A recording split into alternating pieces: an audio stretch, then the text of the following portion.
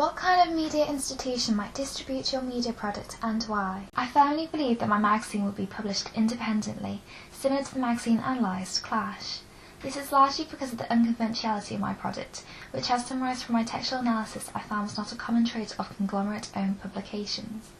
I believe this is because magazines such as Enemy and Mojo largely exist to rake in a considerable profit for the company, and so comply to convention because should they not, other products owned by the conglomerate, dependent on such tent-pole franchises, may suffer. With independently owned magazines, though if they were to flop in sales it would of course have a negative effect on the producers, they have less to lose and are also usually small scale and closer, and so they are more inclined to follow their creative ideas through, to produce a product they feel proud to make, rather than suitable for mass audiences. I also feel this is an appropriate institution for the somewhat specialised genre of my magazine.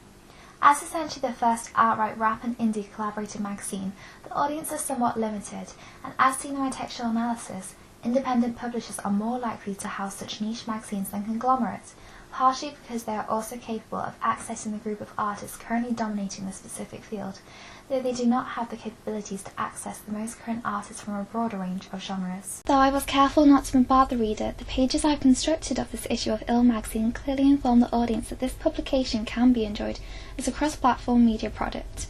I decided to make my product technologically convergent considering both the culture of the age bracket I am targeting and the current technology valuing media industry, and would form a new independent publishing body, Freeline Media, similarly to Clash's publishing and distributing by Clash Music.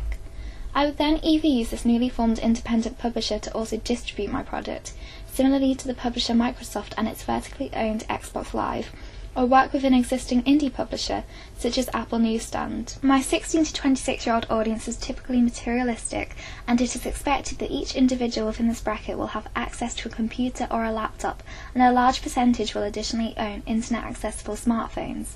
By making my product's content and additional content accessible through such devices, the product is made more efficient and accessible. The reader would only have to press a button on their smartphone or enter in a memorable address to access the content of the magazine, making it easier to enjoy on the go, and so the product complements the hectic lifestyle of the age bracket, as well as providing a backup should they misplace the magazine. A teenager is, after all, considerably less likely to forget their iPhone than a physical magazine. Another reason for this proposed digital distribution, linking into the next question, is that this magazine would only be physically distributed in Britain and America, meaning smaller audiences from other countries who may find the magazine appealing would otherwise miss out, and so I would be hindering my product circulation. I would ideally offer an internet subscription scheme, as well as a general website for the magazine, in the hope that this standard website would encourage the audience who cannot buy the physical magazine, or perhaps prefer web content, to pay the small consistent fee of a subscription in order to access more detailed and exclusive content.